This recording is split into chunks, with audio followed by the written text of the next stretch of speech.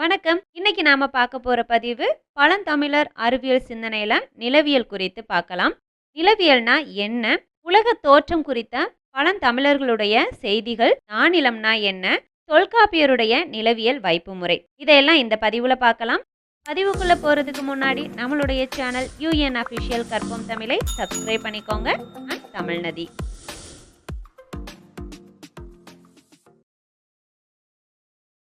இன்றைய அறிவியல் வளர்ச்சியா இருக்கட்டும், அறிவியல் கண்டுபிடிப்புகளா இருக்கட்டும், எல்லாத்துக்குமே ஆணிவேரா இருக்கக்கூடியது பழந்தமிழர்களுடைய அறிவியல் சிந்தனையும் அறிவியல் தொழில்நுட்பமும் தான். பழந்தமிழர்கள் தங்களுடைய அறிவியல் சிந்தனைகளையும் கண்டுபிடிப்புகள் பத்தின தொழில்நுட்பத்தையும் இலக்கியங்கள்ல பதிவு செஞ்சுட்டு போயிருக்காங்க. மேகம் கடல் நீரை பெற்று மழையாக பொழிகிறது அப்படிங்கிறது ஒரு அறிவியல் கண்டுபிடிப்பு. ஆனா இத பல ஆண்டுகளுக்கு முன்னாடியே நிறைகடல் முகந்துராய் நிறைந்து நீர் தழும்பும் தன்பொறை தவிர்ப்பு அசைவிட அப்படின்னு சொல்லிட்டு பரிபாடல்ல பாடிட்டு போயிருக்காங்க பழந்தமிழர்கள். பழந்தமிழர்களுடைய அறிவியல் சிந்தனை குறித்து பல இலக்கியங்கள் இருந்தாலும் அது எல்லாத்துக்குமே முதன்மையா இருக்கக்கூடியது தொல்காப்பியம்தான். நிலவியல் குறித்து பார்க்கறதுக்கு முன்னாடி இந்த நிலவியலுடைய ஆரம்பம் என்ன அப்படிங்கறத பார்த்துட்டோம் அப்படின்னா இந்த பகுதியை படிக்கிறதுக்கு கொஞ்சம் எளிமையா இருக்கும். உலகத்துடைய தோற்றம் குறித்து பல கோட்பாடுகள் உலக அளவுல தோன்றியிருக்கு. கடவுள் கோட்பாடு, பேரண்ட வெடிப்பு கொள்கை, நிலையான இருப்பு கொள்கை, சுருக்க விரிவு கொள்கை, லெக்கரின் கொள்கை இப்படின்னு சொல்லிட்டு நிறைய வகையான கோட்பாடுகள் எழுந்திருக்கு. இதுல பேரண்ட வெடிப்பு கொள்கை அப்படிங்கிறது முக்கியமான ஒன்று. இது பலராலும் நம்பப்படக்கூடிய ஒரு கருத்து. இந்த பேரண்ட வெடிப்பு கொள்கைய பெருவெடிப்பு கோட்பாடு அப்படின்னு சொல்றது உண்டு. பிரபஞ்சம் மிக அடர்த்தியை கொண்ட ஒரு புள்ளியிலிருந்து வெடித்து விரிவடைந்தது அப்படின்னு சொல்லப்படுது. இந்த விரிவாக்கத்தின் மூலமா தான் தூசி வாயுக்கள்லாம் உருவாகி அவை ஈர்ப்பு விசையால ஒன்று சேர்ந்து விண்மீன் திரள்களா உருவாக்கம் பெறுது. இந்த விண்மீன் திரள்கள்ங்கிறது கேலக்சி அப்படின்னு சொல்லப்படக்கூடியது. இந்த விண்மீன் திரள்களுக்குள்ள நட்சத்திரங்கள் பல உருவாக ஆரம்பிக்குது. அப்படி உருவான நட்சத்திரங்கள்ல ஒன்றுதான் சூரியன். இந்த சூரியனை சுற்றி உருவான கோள்கள்ல ஒன்றுதான் பூமி அப்படின்னு சொல்லப்படுது. இந்த பெருவெடிப்பு கொள்கை பத்தி தமிழ் இலக்கியங்கள்ல பாடல் ஒன்றும் இருக்குது.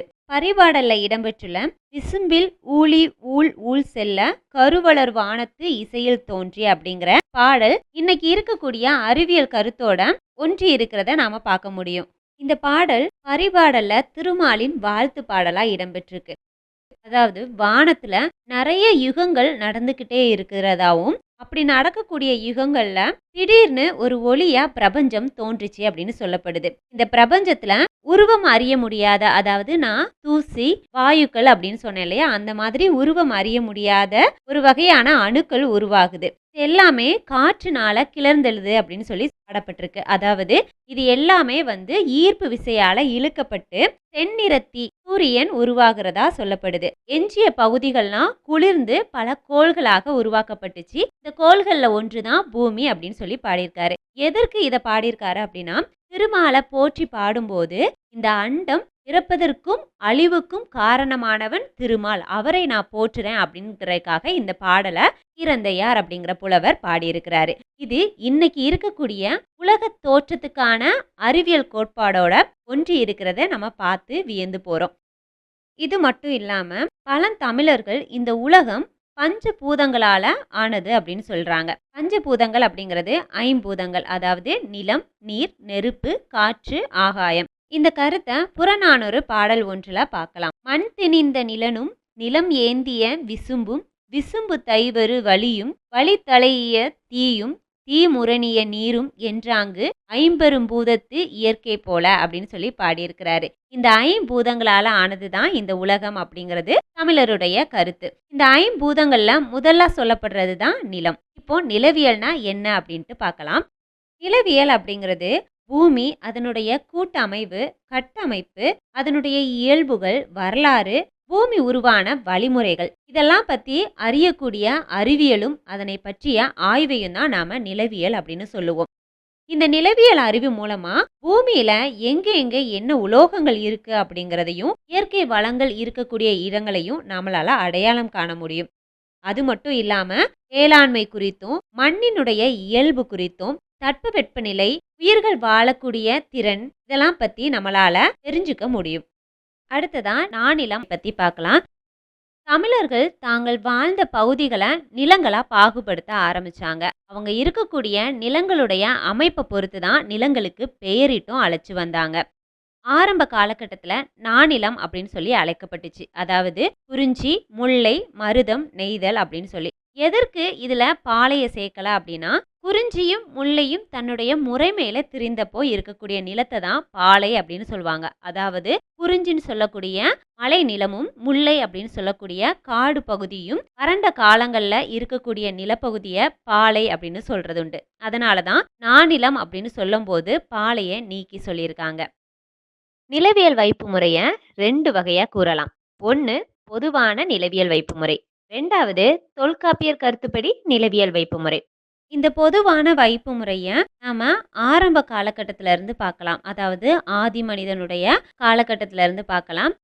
ஆரம்ப காலகட்டத்தில மலைகள் தான் முதல்ல தோன்றிச்சு அப்படின்னு சொல்லப்படுது. இந்த மலைகள்ல தான் ஆதி மனிதன் வாழ்ந்து வந்ததாகவும் சொல்லப்படுது. அங்க இருக்கக்கூடிய கிழங்குகளெல்லாம் அவனுடைய உணவாகவும், பாறைகளையும், குகைகளையும் அவங்களுடைய இருப்பிடமா ஏற்று அவங்க வாழ்ந்து வந்ததாகவும் நாம பார்த்திருப்போம். அதனால தான் குறிஞ்சிய முதல்ல வைக்கிறாங்க.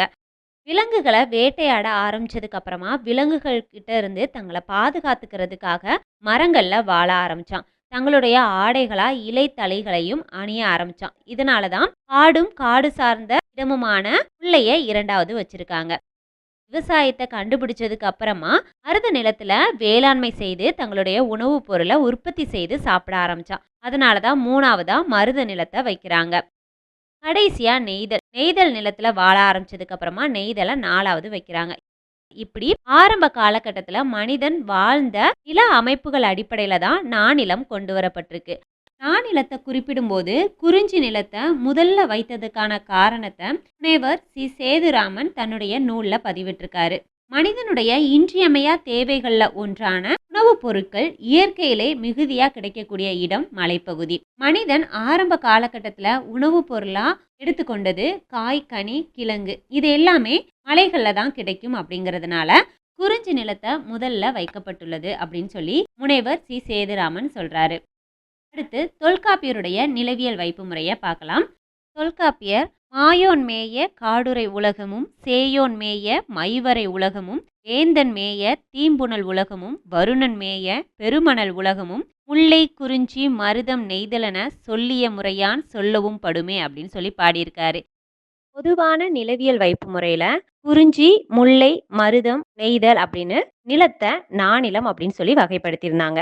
ஆனா தொல்காப்பியர் தன்னுடைய இலக்கணத்துல கூறும்போது முல்லை நிலத்தை முதலாவதா வைத்து அதன் பின்பு குறிஞ்சி, மருதம், நெய்தல் அப்படின்னு சொல்லி வகைப்படுத்தியிருக்காரு. அதற்கான காரணத்தை பாடல் விளக்கத்தோட நான் சொல்றேன்.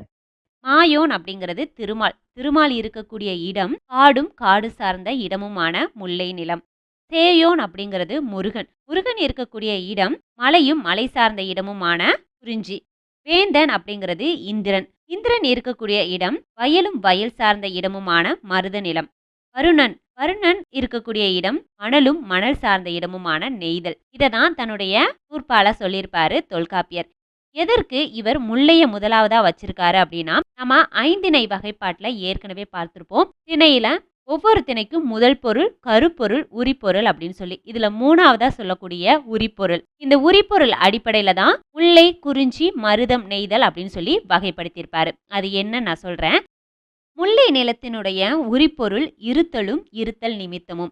அதாவது காத்திருத்தல். இல்லறம் பற்றிய ஒழுக்கத்தை சொல்லும்போது கற்புடை மகளிருடைய செயல் கணவன் என்ன சொன்னாலும் அதுக்கு ஏத்த மாதிரி கீழ்ப்படிந்து நடக்கிறத சொல்லுவாங்க. கணவன் தன்னை பிரிந்து போகும்போது தனக்காக காத்திரு அப்படின்னு சொல்லிட்டு போவாரு. அவன் திரும்பி வர வரைக்கும் கணவனுக்காக காத்திருக்கிறது தான் அந்த மகளிருடைய செயல்.